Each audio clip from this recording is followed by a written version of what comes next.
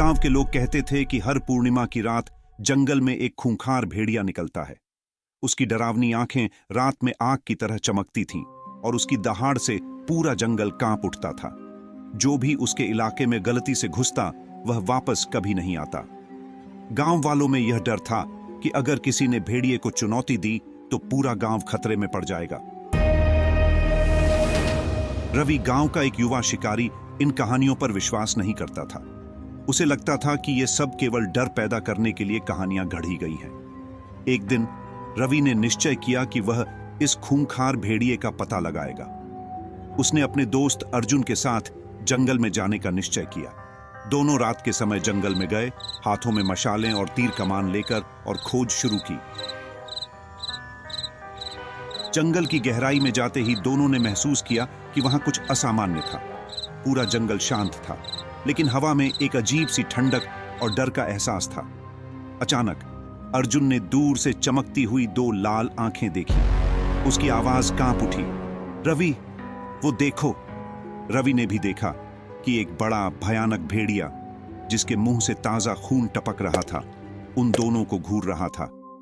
उसका शरीर बड़ा और ताकतवर था। उसकी दहाड़ से पेड़ हिलने लगे। दोनों की हिम्मत ने उन्हें वहां खड़े रहने दिया, लेकिन उनके दिल में डर ने घर बना लिया था। भेड़िया उन पर झपटा। उसकी गति इतनी तेज थी कि दोनों बचने का मौका भी नहीं ले सके। रवि ने तीर चलाया, लेकिन भेड़िया इतनी चालाकी से घूम गया कि तीर उसे छू भी नहीं पाया। अर्जुन ने एक पत्थर फेंका, लेकिन वह भेड़िए के करीब भी नहीं पहुंचा। रवि और अर्जुन ने दौड़ने का फैसला किया, लेकिन भेड़िया उनका पीछा करता रहा। वो दोनों चट्टानों और पेड़ों के पीछे छिपने की कोशिश करते रहे, लेकिन भेड़िया हर बार उन्हें ढूंढ निकालता। उसकी दहाड़ से जंगल गूंज रहा था और उसकी आंखों में ऐसी जलन थी जैसे वह अपनी जमीन पर किसी को भी जिंदा नहीं छोड़ना चाहता था। भागते भागते दोनों एक गुफा में पहुंचे। उन्हें लगा कि शायद यही उनकी आखिरी उम्मीद है।